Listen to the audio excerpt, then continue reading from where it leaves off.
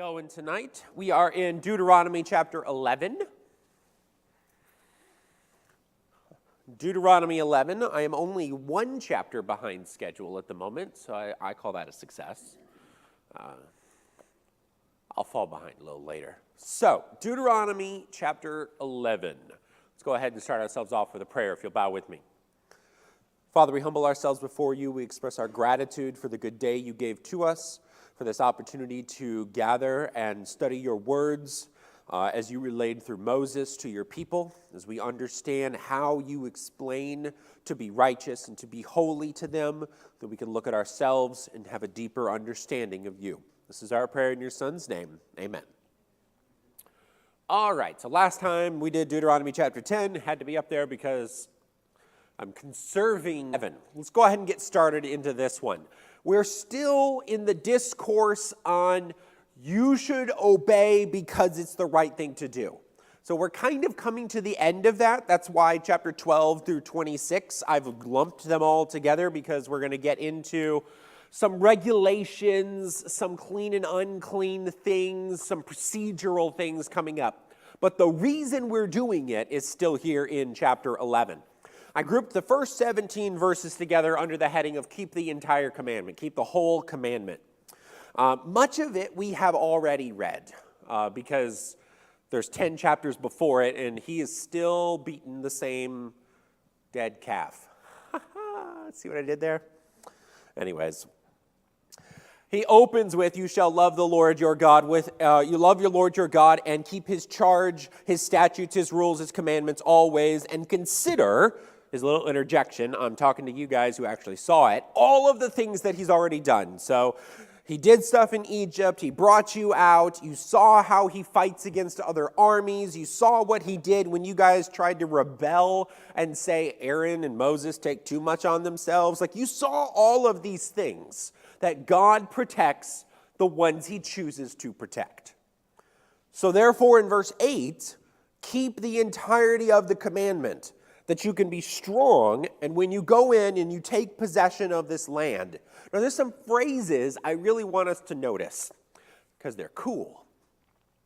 So in verse 9, he says that you may live long in the land that the Lord swore to your fathers to give to them and to their offspring, a land flowing with milk and honey.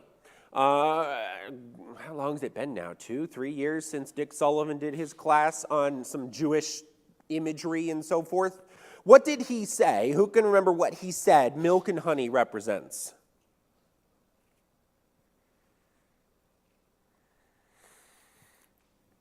It's really exciting for me to reference someone else's class and have you remember the same amount that you do from mine.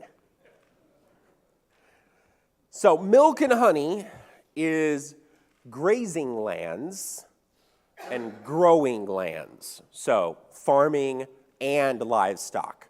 Now, I bring that in because this is the characteristic of the land they're going to. This is a land where you can raise animals and you can grow things super easy. And God describes it in the next verse this way. He says, for the land that you are entering to take possession of is not like Egypt. Egypt, it says, from which you have come, where you sowed your seed and irrigated it like it's a garden. I love Moses here. He's like, you guys remember what it was like? Whole gardens. You had to work really hard. You had to dig in the ground. You had to irrigate everything. But the land that you are going to is a land of hills and valleys which drinks water by the rain from heaven. A land that the Lord your God cares for. Notice the difference. Egypt is not a land flowing with milk and honey. It is a land that they have to work incredibly hard to produce anything. And if you stop doing it, the whole land dies. The land you're going to, if you go in and you do nothing, you're going to be just fine. That is a land flowing with milk and honey. So when we look at that imagery, we're going to see some terminology coming in chapter 12. We're going to be talking about a rest that is upcoming. It's a common theme going all the way back to Genesis, this idea that there is a final rest waiting. God creates a rest For the Jews, i.e. Sabbath day, we have a rest we are looking forward to. And when he describes this rest, it frequently has imagery that goes back to this concept of land flowing with milk and honey. You go into it, you do nothing, and you're just fine. That is the land we're looking for. It's not a land of toil. Irrigation is hard work. It is taking a space of land that it should not ever grow anything and forcing it to grow. That is labor. That is hard. It's literally the curse given to Adam. This land just pops it out for them. So I wanted you to see that interesting terminology change that he is going to use. He ended 12 with, the eyes of the Lord your God are always upon the land, from the beginning of the year to the end of the year. God looks at this land different than he did Egypt. All right, any questions, any thoughts on that? Any comments? I liked that imagery. It's a good thumb at Egypt, but it really shows how they were supposed to view the land they're going into. I mean, other times he's even said, like, you're going to go and you're going to live in a house you didn't build, in a city you didn't build, going into a vineyard that you didn't plant, going out into a field that you didn't work, to work in with flocks that you didn't grow. That is a land flowing with milk and honey. Do nothing and you'll be fine. Cool. So, from verse 13 down, he reiterates, if you will indeed obey my commandments, that I command you to love the Lord your God and to serve him with all your heart and soul, he will give you the rain for your land in its season. How is Egypt able to grow things? Where do they get their water source from? The Nile. The Nile overflows its banks. And then Egypt works really hard to take all of those nutrients and move it around where they want it to be. God says, I'm going to make water fall from the sky, and you, verse 14, that you may gather in your grain and your wine and your oil. So water falls from the sky, and you go out there and you pick up grain, wine, and oil. Doesn't that sound like what they've been experiencing in the wandering wilderness? We woke up in the morning, manna's on the ground. It's afternoon, there must be quail falling from the sky. It's the same environment, except they're getting variety now. One of their great complaints about wandering in the wilderness is no variety. God says, here's a land of variety. He says, I will give you grass in your fields for your livestock. You shall eat and you shall be full. Take care. We've seen that take care several times. We're going to see some more of it tonight. Take care lest your heart be deceived and you turn aside and serve other gods and worship them. Sometimes I think it's hard for us to get into the pagan mindset, this polytheistic mindset. We are well and firmly established in the Western world. And this Western world has spent the last 2,000-ish years annihilating a concept that there are anything else but one God.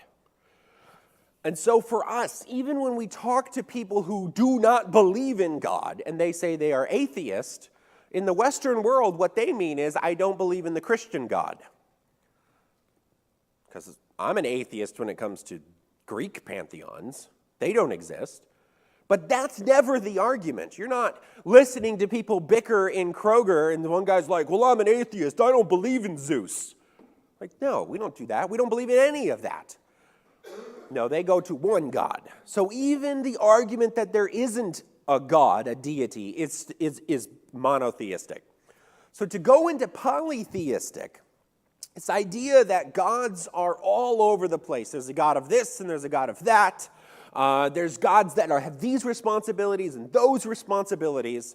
When we get to a section like this, we have to remind ourselves these people lived in Egypt and did not know God.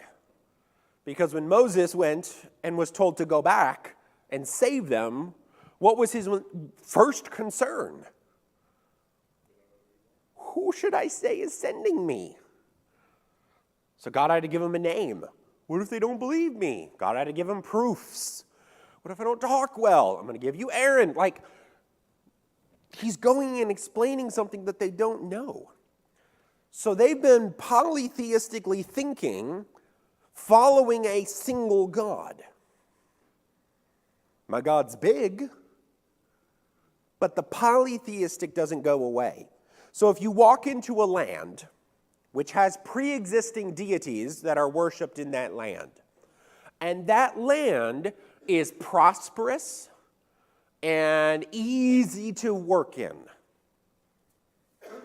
it doesn't take very long before you're like, did God do this? Because he was in the wilderness with us when all of this was getting made.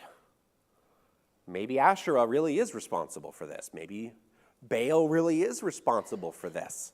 Maybe we do need to worry about Molech because we need to do some stuff in that lower Moab region, and we need to be really concerned about this because it existed before God got here. Polytheistic gods are local. They don't travel unless you move them. They don't just live everywhere. Okay, so I wanted us to have that in mind because when he says, take care lest your heart be deceived and you turn aside and serve other gods and worship them, we tend to fall on, well, how could they be so dumb? God literally is a pillar of fire by night, a pillar of cloud by day. Like, can you get more evidence than this? In just a few short days, he's going to part the Jordan and allow them to walk across. And they're going to get to the other side and begin to wonder about these gods that exist. It's because it's hard for us to really imagine a polytheistic mindset. So I want us to give the children of Israel a grain of salt because God does. He knows full well they're going to walk in and get deceived. That's why he's warning them.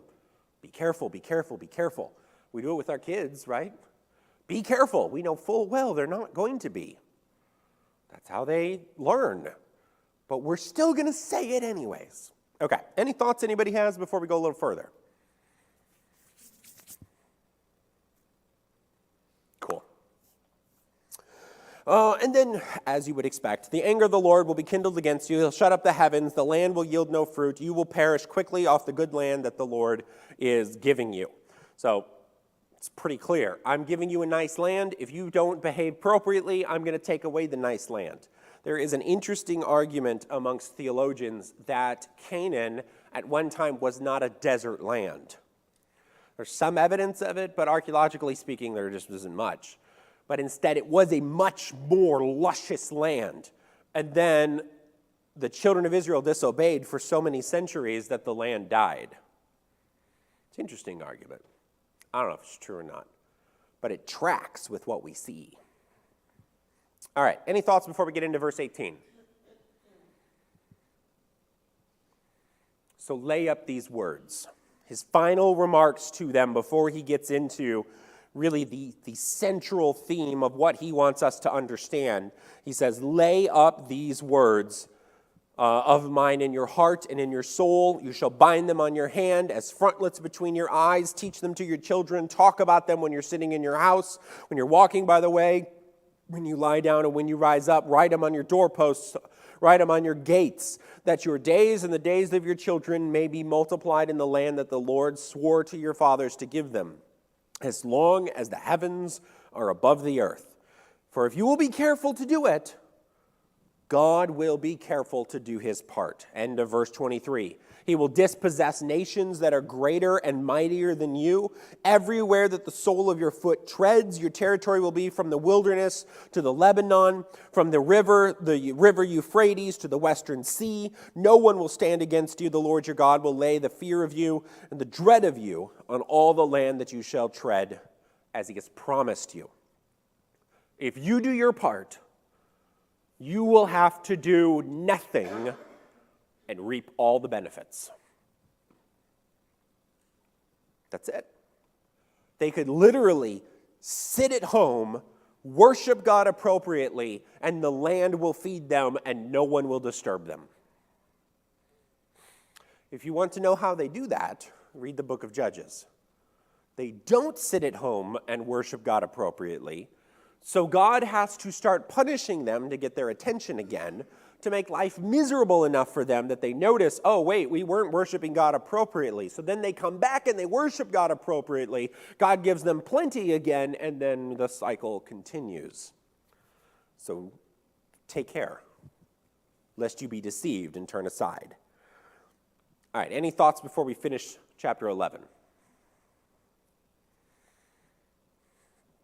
Its final thought, I am setting before you a blessing and a curse. Oh, it's literally a blessing and a curse.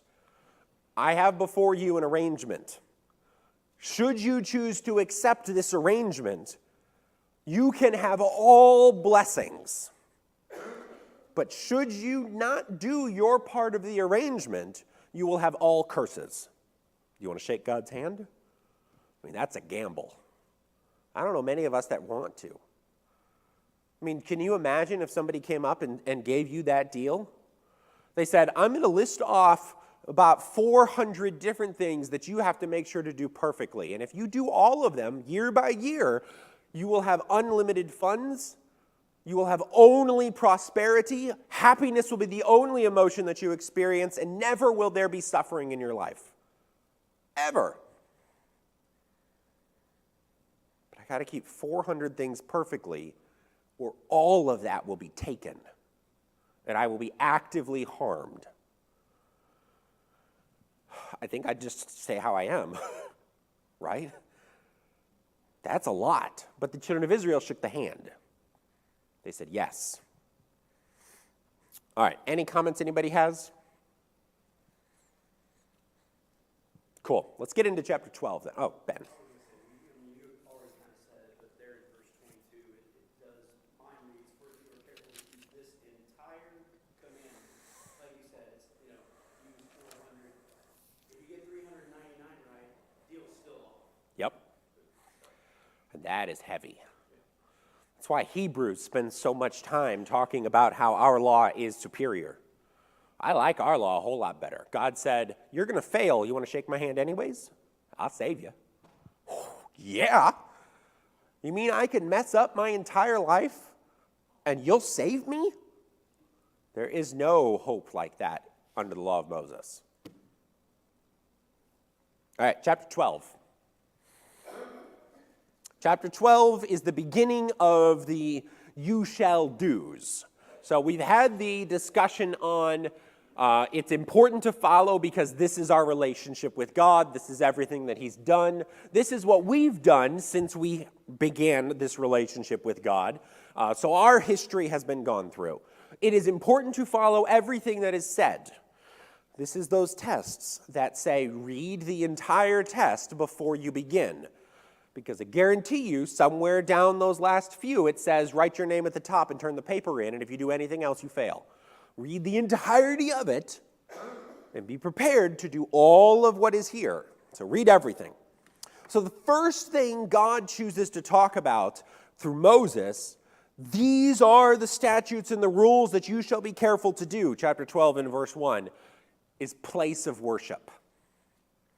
This is important. They're about to go into a land and spread out for the first time in their history. They've never experienced living in a land on their own before. They have been stuck in the land of Goshen for several centuries. They don't know what it's like to own a land that is several hundred miles long, because they're going all the way to Euphrates, all the way to Egypt.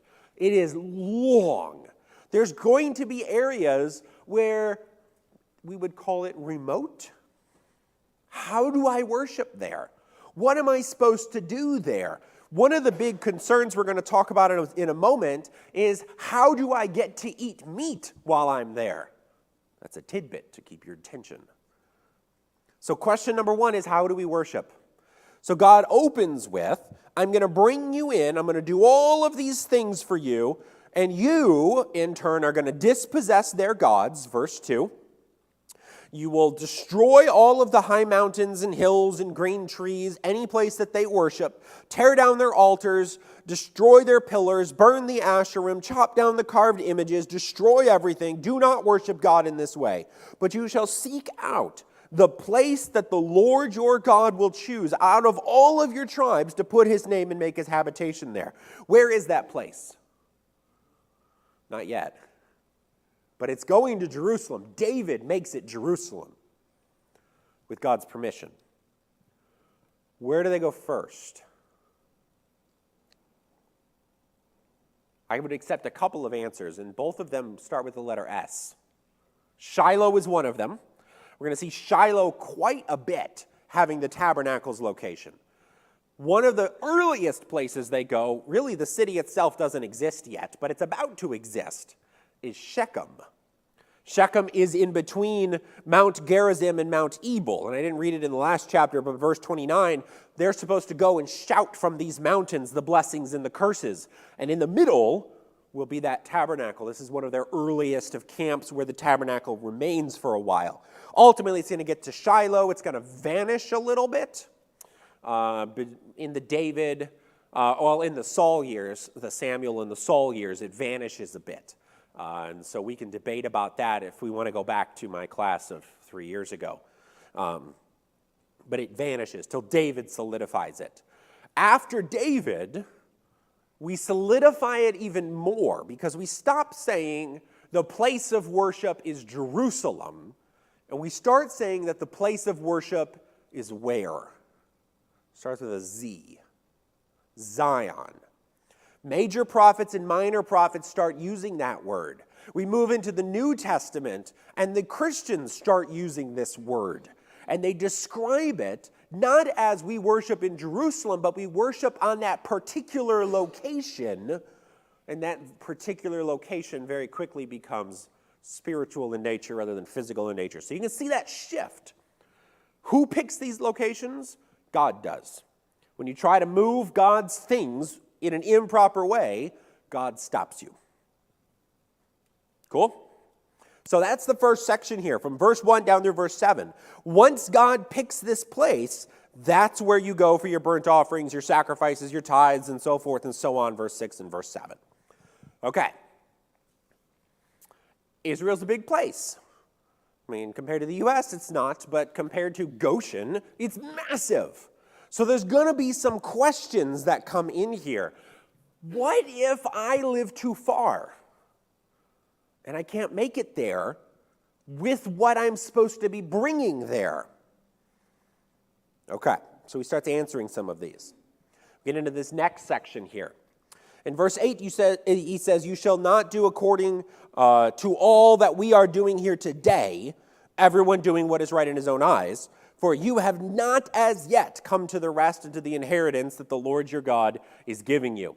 I did not know that the phrase, doing what is right in your own eyes, is in Deuteronomy first. Because it's all over Judges in the beginning of 1 Samuel. All over the place. But it's here first. Moses describes their wandering years as doing what is right in your own eyes, which is not typically how we think about it. I mean, we think about it as rebellion, but not just the idea of I'm doing whatever I feel like. Like, why would God let me do that? So Moses says we're not going to act like we have been. We're going to act different. We're going to have an actual location where we worship.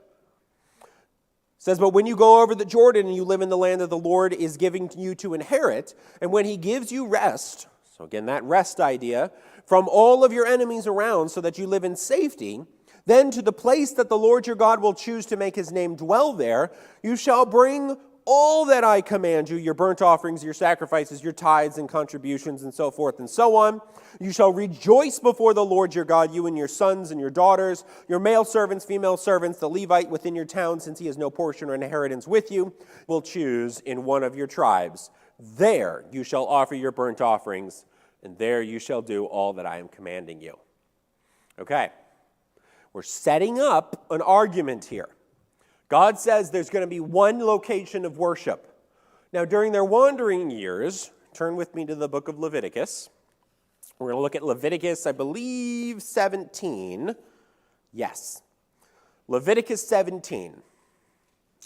God has to set up a standard for them to make sure that they're not sneakily worshiping gods that they're not supposed to be worshiping, or breaking the laws like they're not supposed to be doing. So in 17, in verse 1, the Lord spoke to Moses, saying, "Speak to Aaron and his sons, to all the people of Israel, and say to them, this is the thing the Lord has commanded. If anyone of the house of Israel kills an ox or a lamb or a goat in the camp, or kills it outside the camp, and does not bring it to the entrance of the tent of meeting to offer it as a gift to the Lord in front of the tabernacle of the Lord, blood guilt shall be imputed to that man. He has shed blood, that man shall be cut off from among his people. This is to the end that the people of Israel may bring their sacrifices, that them as sacrifices of peace offerings to the Lord. The priest will throw the blood on the altar of the Lord at the entrance of the tent of meeting and burn the fat for a pleasing aroma. So they shall no more sacrifice their sacrifices to goat demons, after whom they whore. This shall be a statute forever for them throughout their generations. So in the wandering years, where Deuteronomy says we all did what was right in our own eyes, I know God is real. Like, that's pretty obvious. I mean, like, pillar, God is real. I get that one. But we're going through a lot of lands where these gods have existed for a very long time. So, occasionally, I should probably make sure that they're okay. That's the polytheistic reasoning. So, I'm going to take my animal and I'm going to kill it myself, maybe in the privacy of my own tent, my own little area. And I'm going to take it and perform some sort of a sacrificial ritual under the guise of, I'm just going to eat my food. God says no. So in their wandering years, according to Leviticus, every single animal that is killed for any reason whatsoever has to be brought to the tabernacle, killed there, prepared accordingly, and then taken away. Every single animal. That presents a problem when you're talking about living in a nation rather than a camp. You can do it in a camp. You might have to plan accordingly. I mean, not all 30,000 people can show up on the same day to kill their goat. But, I mean, you could show up and plan appropriately. You can get a chain going and, you can work it out in a camp. You can't do that in a nation. So chapter 12 of Deuteronomy, he begins to answer that question. We're going to go in here and we're going to have a single place of worship. I'm supposed to bring all of my animals and kill them there. Are we vegetarians now? How can it be a land flowing with milk and honey if I'm not allowed to eat the milk? He says, however, verse 15, you may slaughter and eat meat within any of your towns, as much as you desire, according to the blessing of the Lord your God that he has given you. Well, hold on a second. When I was wandering in the wilderness, I couldn't. Now that I'm here, I'm supposed to. How does this make sense? Because we're talking about an ideal here. The command of God is to go in and annihilate everything that has to do with anything other than the worship of one God. If you do that successfully, you will not be tempted to kill your goat in praise of another. You won't be, because that doesn't exist. However, that's not exactly how they do the conquering, right? They don't fully dispossess. Some nations are left as thorns. Some nations are left because they just flat out refused. Some nations are left because they were too afraid. So they don't fully purge. And so that thorn remains. So this is the ideal. When you're in this land and I have anchored you there, you can eat as much meat as you want. You don't have to bring it to the tabernacle every time. Can you just imagine? I live up near the river Euphrates and I want to have meat, so I got to drive my entire herd because I'm going to do a lot of it. I'm not making this trip more than once a year, and I'm going to kill 30, 40 of my oxen. Then I'm going to drag all of that meat back up to the Euphrates. How much of that's going to be still good? Not much, right? There's no big refrigerated semis going down the road. So it's impractical. So God adjusts his commands. Now let's read on because he's got more adjustments he's going to make. But I want you to see this is not just God saying go eat your meat, but he is actively changing the law of God, which means it is changeable. Dun, dun, dun. Continuing in verse 15, the unclean and the clean may eat of it as of the gazelle and as of the deer. Let's add this one in. During the wandering years, we have a problem. I have to bring my animal to the door of the tabernacle and offer it as a what kind of sacrifice?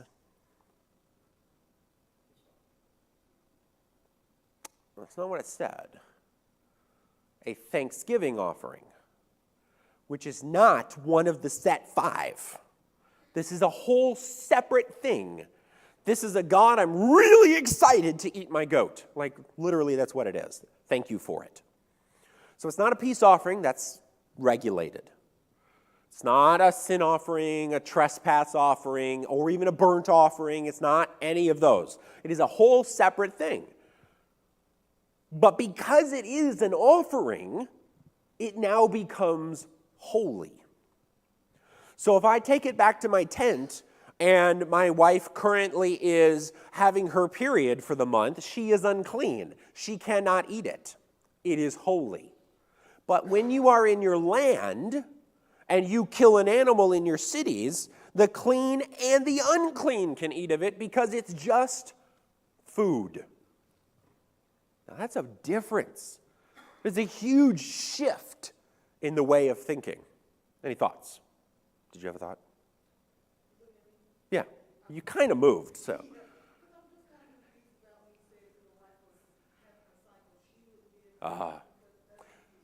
So that is a Leviticus question. So last 2 years ago? When did I do Leviticus? It's been a while.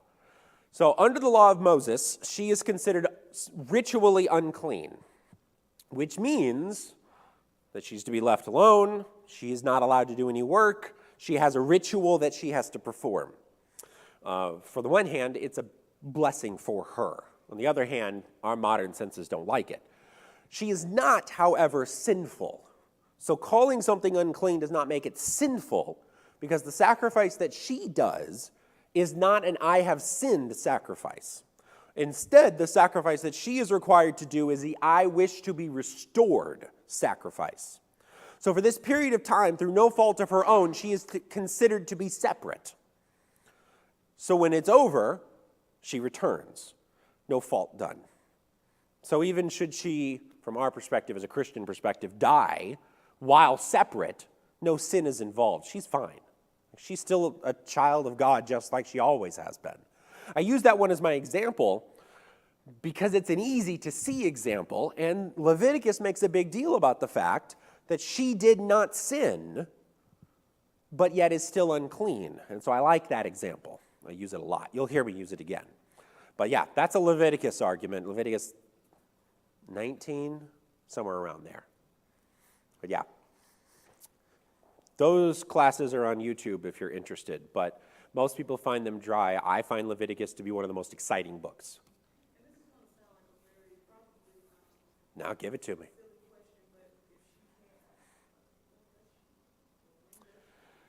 So she cannot eat of the meat that is holy. So in the wandering years, all meat is holy in order to keep them from sacrificing it to false gods. However, not all food has to be brought to the tabernacle. So anything else is just fine.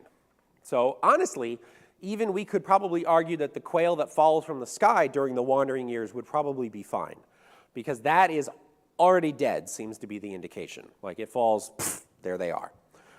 Manna would be fine, totally fine. Find some roots in the ground and you eat those, totally fine. Like all of the other things are fine.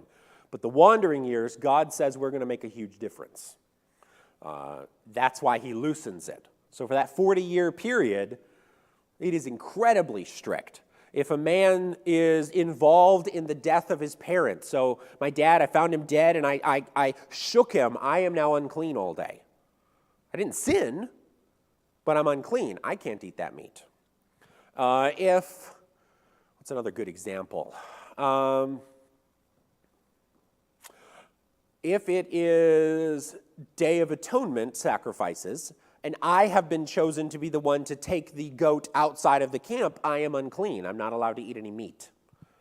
So I'm literally excluded from the rest of the festivity because I am unclean. However, I didn't sin. I'm literally following the command of God, but I'm unclean without sin. So it's an interesting thing. It's not a Christian ideal. We don't think that way. We put those two things together. Jesus puts them both together for us. The apostles certainly put it together for us. That to be separate from God, unclean, according to the Christian ideal, is sin. Sin separates us from God. Under the law of Moses, it is both a religious law and a civic law. Therefore, there are nuances to it.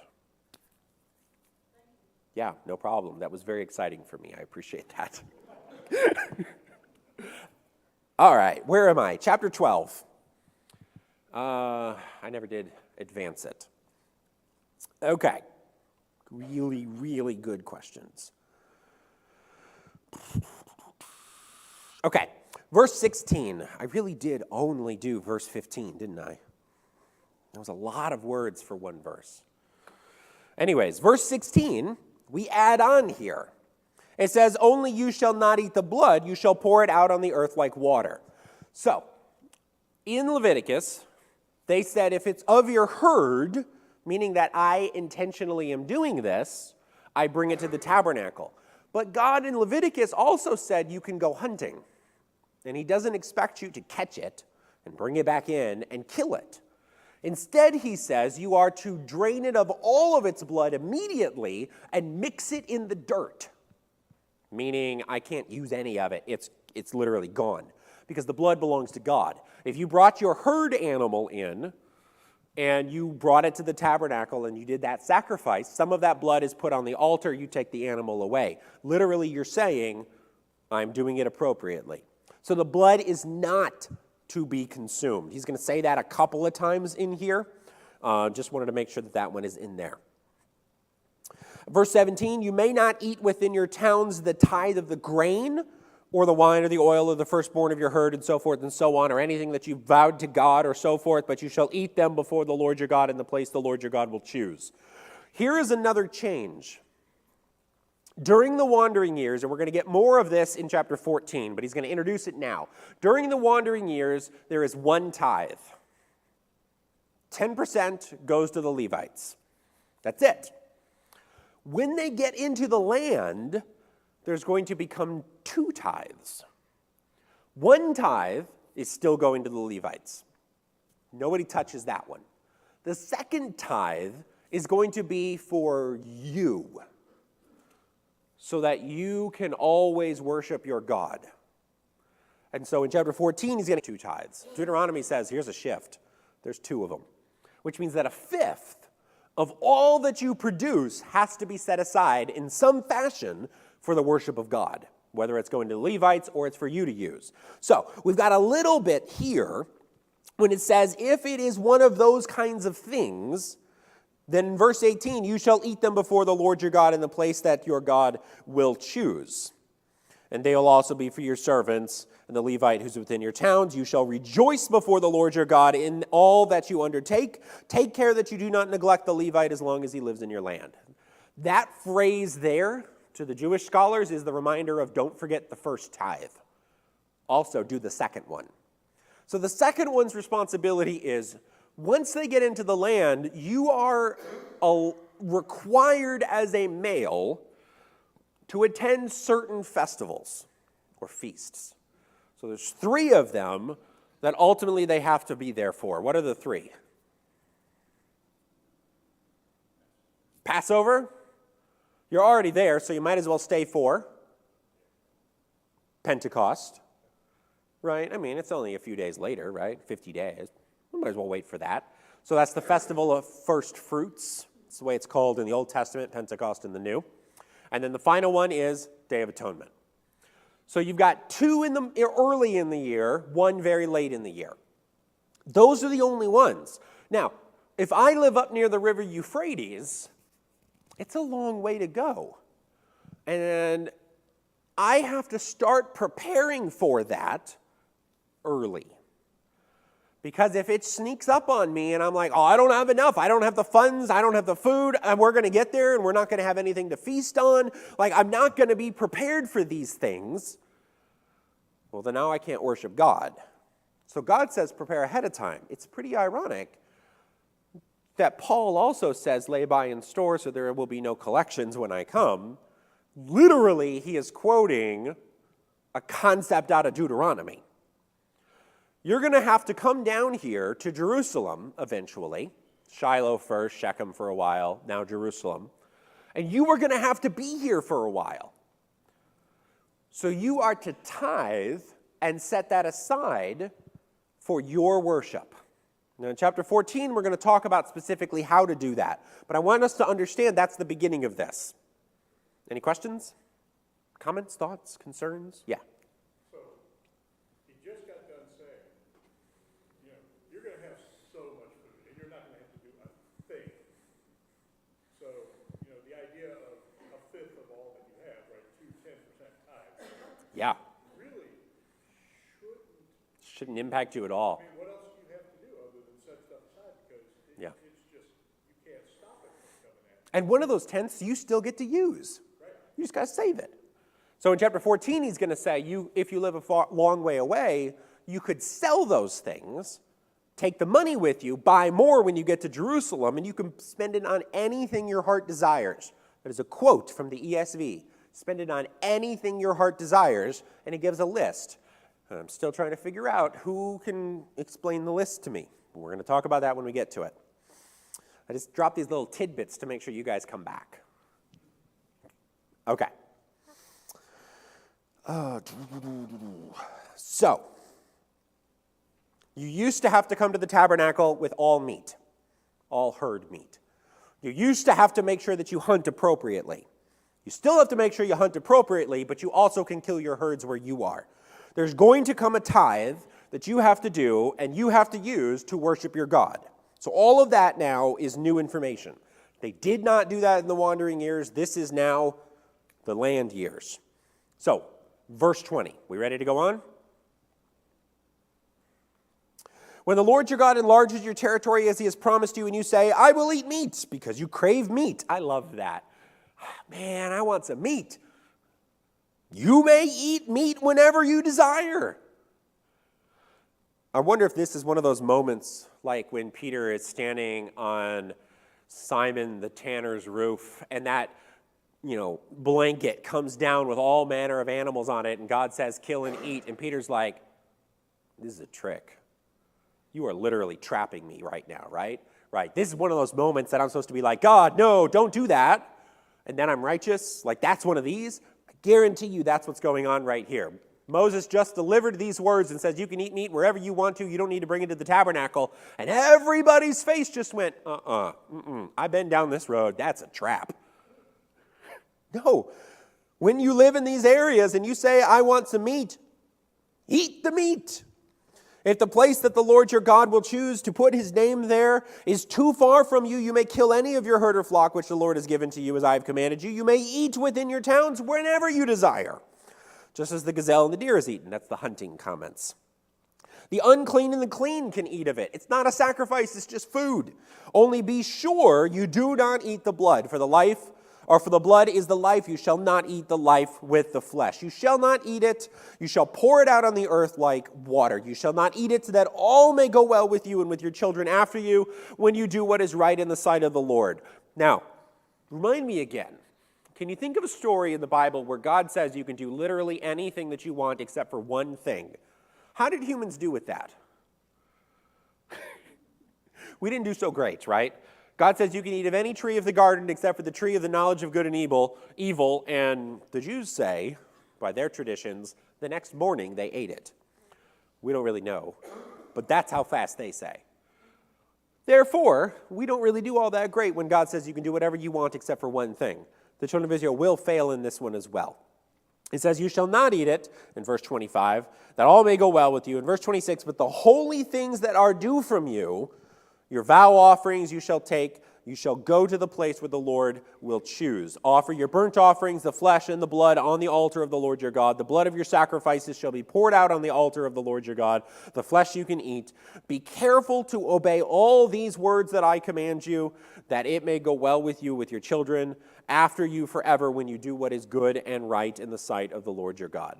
Okay, any questions or comments on meat and blood section? We will come back to it. So save your comments for then if you don't want to say them now. I think the beginning of chapter 14 is literally what's a clean animal and what's an unclean animal. So that's going to be a fun one. Cool. Okay, last section I've entitled Curiosity versus Desperation.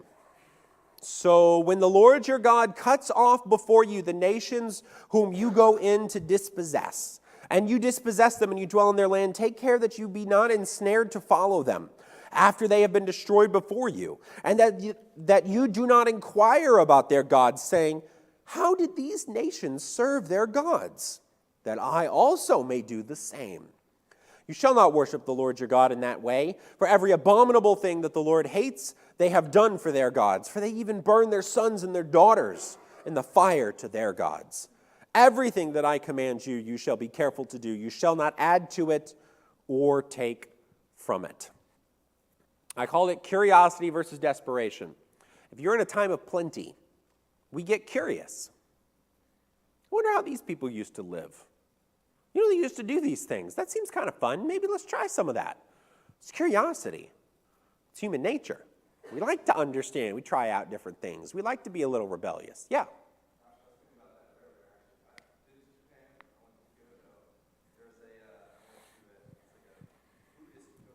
Mm-hmm.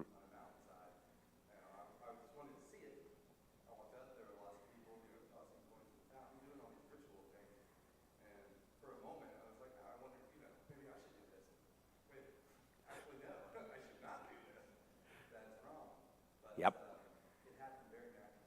Oh, yeah.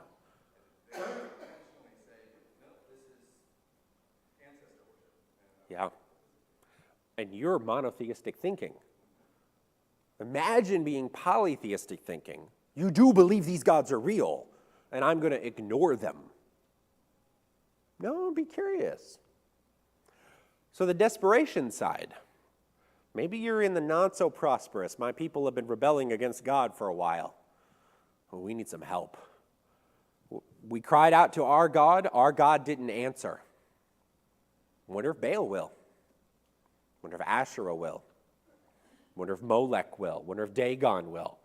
So we're going to start trying some stuff. And desperation can come in here. So this idea of how did the nations serve their gods that I also may do the same. That's Assyria did that. When the nation of Israel gets taken off into captivity with Assyria, they leave behind people there. They transplant people in who do not know God. And the wild animals are literally eating people. So the king of Assyria says, look, you need to send one of the priests back to teach them how to worship the God of that land, because it's not going well. Before we got here, Canaan was a land flowing with milk and honey. Within a few generations, it is not flowing with milk and honey. Maybe our fault was trusting our God. Maybe we should trust this other one instead. So we can see that reasoning. I mean, we can slice it any way we want to, but we can easily walk that path to let me just try. Let me just see. I just wonder. Yeah. Going with that polytheistic idea, what is it that Michael, David's wife, hides to show that he's there? Household idol. It was the household idol in David's house, with David and Michael. Yeah. Yeah. Just blows your mind that it was that pervasive. I mean, even in Jacob's house, you go back that far, we steal the idols because it's important. I'm going to stick it to my dad. I'm going to steal his idols. Anyways. All right, we are pretty well out of time. Let me see. Let's go back here to the beginning. So, 2:12. We're going to keep going in the same section, the 12 to 16 range. Be ready for 13, 14, and 15. I'm hoping to get through all of those. I'm going to keep reading on 14. Read 14, and I guarantee you, you're going to have some questions. So be ready for that next week. Thanks, everybody.